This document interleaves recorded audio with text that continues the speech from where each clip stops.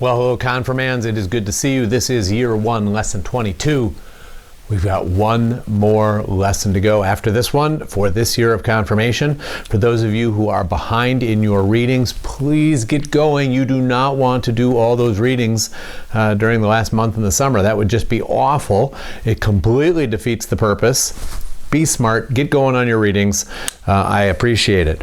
We're at Nelsonville, it's mask optional. There's the online option always, and in your assignment every week when I put this up on Classroom, the link for the online class is there in case you decide at the last minute for whatever reason that's what you're going to do this week. So this week we are talking about Daniel. Daniel was a prophet, so we're just going to jump right in. We've talked about Israel obeying God, then things go well, and then they disobey God and things go badly. When they disobey God, God allows them to be captured, and that's sort of the pattern that we got here today. Here, it's the Babylonians that come and they capture.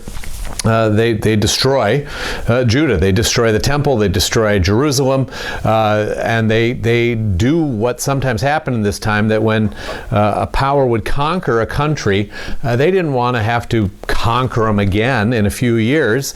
That's just a waste of resources. It's a waste of soldiers. So what they would do is that they would grab a whole bunch of people from the country they just conquered, and they would spread them out over the rest of the empire. And then they would take people from other parts of the empire and put them into that country, that land that they just emptied, as a way that you only have to deal with a group of people once. Now, so the Babylonians came, they destroyed the temple, they destroyed Jerusalem, they grabbed a whole bunch of the people, all of the best people, all the nobles, all the rulers, all their families, and they carted them back up to Babylon. And the Bible talks about this. God sent prophets to the people. Jeremiah and Ezekiel both prophesied to the people in their captivity that if they stayed faithful to God, if they remembered God, God would someday bring them home. The Jews, by and large, when they were in Babylon, they kept their religion. They kept their language. They kept their ways. The Babylonians would ask them to sing for them, and they, how can we sing songs of victory and hope in a foreign land? And years passed, but finally God's promises were fulfilled, and the people were allowed to return to Jerusalem, and over time allowed to rebuild the temple. So we're going to talk about that period today. Daniel is a young boy at the start of this exile, and at the end he is an old man when King Cyrus finally lets all the Jews who want to go home. So Daniel's life covers this whole period. So the Babylonians are carrying away these people, these captives from Judah, and King Nebuchadnezzar is the king of the Babylonians, and he has a rule that when you conquer people, you should grab the best and the brightest out of that group, and you should train them in your ways so they can help with the governments of the whole empire. And so, like was his normal custom, the order came down for the soldiers and commanders that were bringing the Jews back to Babylon. Find the smartest, the brightest, the most handsome, the most articulate young men, and bring them to the capital city, to Babylon, so that we can train them in our ways, so they can take their place in the empire, giving their gifts, their grace, their knowledge, their wisdom for the good of the greater empire. And there was a kid named Daniel who had 3 friends. Daniel was later named Belshazzar, something like that. Now, they were all given Babylonian names, but Daniel is his Jewish name. The friends, Shadrach, Meshach, and Abednego, these 4 guys and several others were swooped up, and they were brought to the king's court, where they were supposed to be educated and trained for 3 years, and then the king would do some sorting, and he'd keep who he wanted to keep and kick the rest of them to the curb. So Daniel and his friends go into this training program, and the king orders that these boys are to be fed food from his own table, rich foods, wine, stuff that Jewish boys aren't supposed to eat. And Daniel and the friends see this stuff, and they say, you know, we're not allowed to eat that. He's part jailer and part tutor and part teacher, I guess. You know, says to them, look, you gotta eat it. The king has ordered that you eat it. If you don't eat it, if there's something wrong with you, the king probably will cut my head off. You gotta eat this rich food. And Daniel and the friends said, okay, listen, why don't we do an experiment? For 10 days, you let us eat the food that we think God wants us to eat. You give us vegetables, you give us pure water. At the end of 10 days, if we look worse than the other boys, we'll do it your way. If we look better than the other boys, you let us keep doing it the way we want to with our religion. And the jailer, the tutor, whatever he is, he thought that was a really good idea. And so 10 days later, Daniel and his 3 friends looked better than any of the other boys. And so from that time on, the jailer, commander, teacher, would take the food that the king insisted was for the boys, but he would give the boys instead, he would give them vegetables and pure water. And their training went very well. The 4 of them did spectacularly well. They learned their lesson, they learned their languages, they learned the history of the empire, and at the end of the 3-year training period, when the boys were interviewed by Nebuchadnezzar, he was impressed with these 4 young men, and he gave them positions of authority in his empire. The first 2 words of the phrase that pays this week are freedom consists. Freedom consists. All right. So at any rate, they're doing their work and they're growing and they're considered wise people, wise men. And one night, Nebuchadnezzar, the king, has a dream. And he calls all his wise men to him and he says, all right, I had a dream. I want you to tell me what it means. And the wise men say, cool, just tell us what it is and we'll tell you what it means. Nebuchadnezzar said, no. You tell me the dream and you tell me what it means.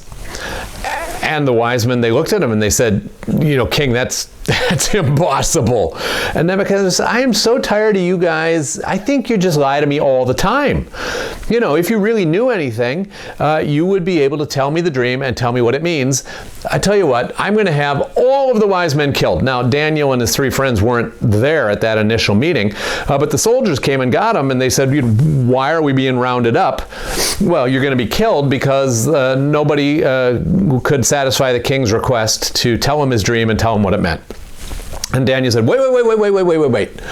Let us pray about it. Give us tonight. Okay. So the next morning, he and his friends, they prayed. And the next morning, they called the guards and they said, tell the king, we got it. We're ready. We can do it. Don't kill any of the wise men. God's given us the answer. So Daniel comes into the presence of the king and Nebuchadnezzar says, you got it?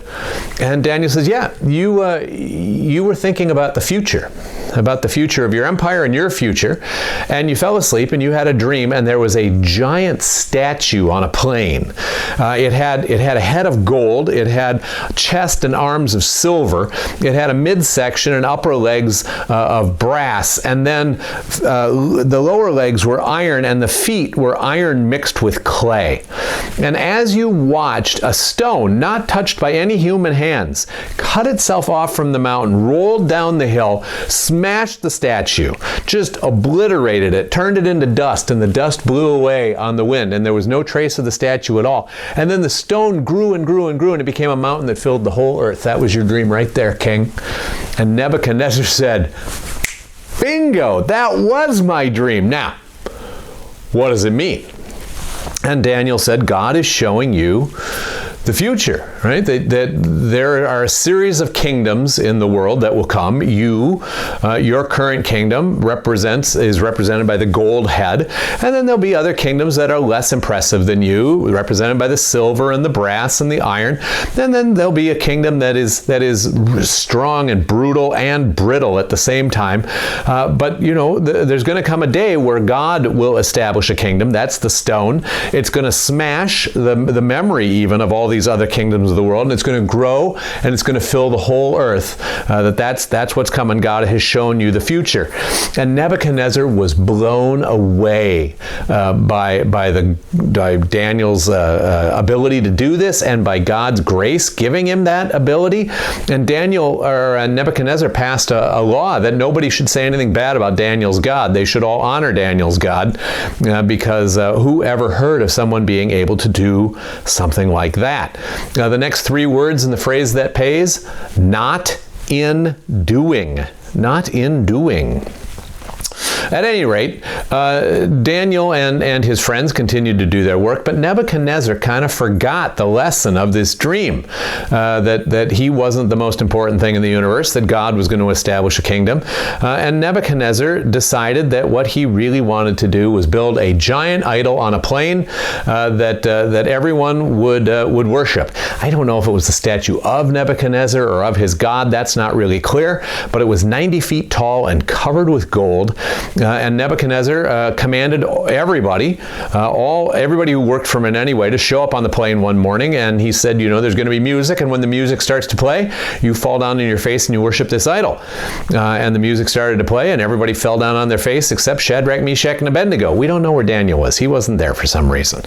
Right? And the people looked around, and they saw those guys, and they go, get down on the ground. And the guys are like, absolutely not.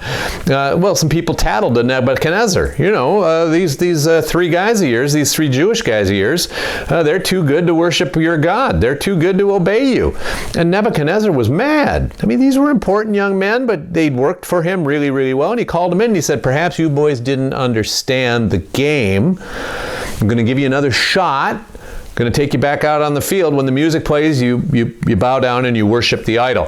And the Shadrach, Meshach, and Abednego said, King, thanks for the other shot. We don't need it. There's no way we're bowing down to worship any idol. We're not doing it. The king said, do you not understand? Did you not read the fine print that anyone who doesn't do this is going to be thrown into a fiery furnace? And they said, you do what you have to do. We think God can protect us from that, but even if God doesn't, we're not bowing down to your dumb idol. Nebuchadnezzar was enraged, and he ordered his soldiers to tie up these three men, to throw them into the furnace. He ordered the furnace to be stoked so that it was 7 times hotter than normal. And when the soldiers carrying Shadrach, Meshach, and Abednego threw them into the furnace, the heat was so intense that it killed the soldiers who were carrying them. Well, after a little bit, Nebuchadnezzar looked into the furnace, and he said to his lords and people gathered around him, didn't we throw 3 people in there? And they said, yeah, King, 3. And he said, why do I see 4 people walking around and they're one of them shining like a god? It was an angel. And the people didn't know. They got kind of freaked out. Nebuchadnezzar said, Shadrach, Meshach, and Abednego, come on out of that furnace. And they came out, and they didn't smell of smoke at all. They weren't harmed in any way. And so again, Nebuchadnezzar passed this rule that everybody should honor the God of Shadrach, Meshach, and Abednego. That this is a good God, a strong God. And no one should ever speak ill of that God. But again, just like Israel, right, up and down, Nebuchadnezzar very soon forgot about the goodness of God and started to be overwhelmed by his own power, by his own authority. The third section, the next 3 words in the phrase that pays, what we like. What we like. So at any rate, Nebuchadnezzar, went forward. He's not thinking about God much anymore, and he had another dream. And this time he knew to call Daniel, and he said to Daniel, I had this dream. It kind of freaked me out. There was a tree that's branches reached all the way to the sky, and the branches spread out over the whole world. And under this tree, it was beautiful. The foliage was beautiful. The fruit was beautiful. All the animals of the world gathered in the shade and in plenty, and there was food for everyone to eat. The birds of the air nested in the branches. It was a beautiful thing. And then suddenly there was a voice from heaven saying, cut it down, strip its branches, bind its trunk or the stump with iron and brass. Let it be covered with dew for 7 seasons. And I woke up and I know the dream means something, but it's got me totally freaked out. Oh, Daniel didn't want to talk to the king about it. God told him instantly what the dream meant, and Daniel was scared to death to talk to the king. He sat there a whole hour, and finally the king said to him, Nebuchadnezzar said to him, Daniel, you've given me good service. Just tell me. And Daniel said, King, you're the tree. Right? You're the greatest person in the world right now. You have all the power and you have authority to the ends of the earth. But you have gotten proud. You've forgotten God. And God's going to cut you down. That you're going to lose your mind. And you're going to, your people are going to drive you out of the kingdom. You're going to live like an animal out in the wilderness. You're going to eat grass like an ox. The dew, you're going to be covered with the dew of the field. For 7 years until you remember that God is God and you're not. King, you got to repent. Right now, you got to repent. God, don't go through with this path. And Nebuchadnezzar thanked Daniel for his time, but he wasn't too concerned about it. And a whole year passed, and, he'd largely forgotten about it. And one day, Nebuchadnezzar was looking out over his kingdom. He goes, look at what I have done. I have built this amazing kingdom. And God spoke to him and said, today's the day. And Nebuchadnezzar lost his marbles, completely fell apart. He's like a wild beast. And the people pushed him out of the city, and he lived rough and wild out in nature. He ate grass. He howled at the moon. He couldn't cut his hair or his fingernails. He was just a mess. And he lived like that for 7 years. And after 7 years, he came to himself. He honored that God was the God of heaven and earth. God restored his mind to him, and his people were delighted to welcome him back as king. He'd been a very good king. He'd made a lot of good decisions that increased the empire and made everybody money. And as soon as he stopped barking at the moon, they were glad to have him back as king. Next part of the phrase that pays, 3 words again, but in having. But in having. All right, so Nebuchadnezzar lived out his life as king, and when he died, his son Belshazzar took over as king. Now, Belshazzar was also very proud, very full of himself, even though he'd watched his dad, lose his marbles, even though he'd watched his dad try to honor the God of Daniel and the others. He was very, very proud, and one day he had a party for 1,000 of his top lords and ladies and soldiers and generals and the whole deal. And there was a lot of wine. There was a lot of drunkenness. And on a whim, Belshazzar ordered that all of the cups and goblets that had been taken out of the temple when Nebuchadnezzar's soldiers destroyed it all those years ago should be brought out, and that his wives and his concubines and his girlfriends and his officers would drink toasts out of those cups from God's temple to their foreign gods. He thought that seemed like a great idea. And so they were drinking and toasting and making merry, and suddenly a giant hand appeared and started writing on the wall. The king went crazy. He was scared to death, right? His knees knocked. He was thoroughly unmanned. He called the wise men. Nobody could read the words that were written on the wall by this disembodied hand. The queen, though, remembered Daniel. She remembered, and she sent him a message saying, your dad had tremendous confidence in a guy named Daniel, a prophet of the true God. You might remember, you should call him. So Belshazzar called for Daniel to be brought to him. Daniel showed up, and Belshazzar said to him, I want you to read the writing on the wall up there. That's where that idiom comes from, right? Reading the writing on the wall. I want you to read the writing on the wall. I want you to tell me what it says. If you can do it, you will be the third most important man in the kingdom. I will drape you in purple. I will put gold around your neck. Read it for me. And Daniel says, you can keep your purple and you can keep your gold. I don't want any part of it. But I'm happy to tell you what it says up there on the wall. God told me what it says. I'm happy to tell you. The first word up there says that means that God has numbered the days of your kingdom. and it's coming to an end. The second word means that you've been weighed and you've been found wanting, that you are not the person that you're supposed to be. And the third word up there means that you're going to lose your kingdom. It's going to be taken from you tonight, and it will be given to the Medes and the Persians. Now, Belshazzar had promised, and he tried to give Daniel the gold and the purple and the whole thing, and Daniel just wasn't having it. That very night, the Medes and the Persians conquered Babylon, and Belshazzar was killed. The next part of the phrase that pays, the right to do. The right to do. 4 words in that section. All right, so the new king is King Darius of the Medes, now controls the empire, and Daniel goes to work for King Darius. He's good at working for kings. He's good at his job, and so Darius is very happy to keep him on, to keep all the people on who know how the empire actually works and what's going on. Darius has his own organizational structure. He divides the empire up and puts 120 guys in positions of power and leadership and responsibility for different parts of the kingdom. There are 3 presidents in charge of the 120, and of the 3 presidents, 1 is the lead, and Daniel is that guy.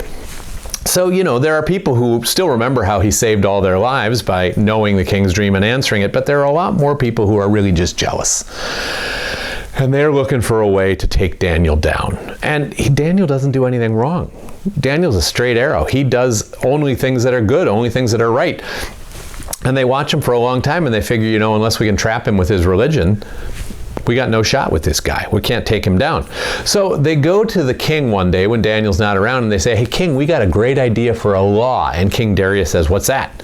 And they said, we think you should make a law that for the next 30 days, nobody can pray to any god or any human other than you. You're the best king. We love you. You're awesome. Now, Darius was a pretty proud guy, and Darius thought that sounded great. And so he made that rule, and he signed it. And the Medes and the Persians, they had this deal where once the king signed a decree, it could not be undone, right? It was permanent. Next week we'll have an example of a way around that occurred. But here, this was this decree. No one for 30 days can pray to anybody but King Darius, and if you do, you're going to be thrown into the lion's den. When Daniel found out about it, he didn't care. He just did what he'd always done. 3 times a day he'd go, he'd open the windows of his house that faced Jerusalem, he'd kneel down and he'd pray. He'd pray for his sins and the sins of the people and for God's grace, and he'd just pray. So it didn't take long at all for the people to trap Daniel, to see that Daniel was disobeying this rule. And they ran right to the king and they said, oh, king, didn't you say that no one should pray to anyone but you for the next 30 days? And the king said, you bet I did. Well, king, bad news. Daniel. Now, Darius, he was horrified by this. He saw instantly what had happened, but he could not undo it. He worked all day trying to find a way around this rule, a way to undo it. And at night, he called Daniel and he said, I am so sorry. There's no way out of this. And Daniel said, don't worry. If God chooses, he can protect me. So Darius had Daniel thrown into the den of lions and a great stone put across the mouth of the lion's den. And an angel showed up in the lion's den and closed the mouths of the lions. So Darius didn't sleep all night. There was no entertainment. There was no food. And at first light, he raced to the lion's den and he had the soldiers move the stone and he called out, Daniel, was your God able to protect you? And Daniel said, oh, king, my God protected me. An angel closed the mouths of the lions. I've done nothing wrong and I am just fine. And so the king ordered that Daniel be pulled up out of that pit, and he had the soldiers go and get all these other enemies who'd tried to trap Daniel, their wives and their children, and all of them were thrown screaming into the lion's den, and they didn't make it to the floor of the den. The lions ripped them up as they were thrown in. Next part of the phrase that pays, what we ought. What we ought.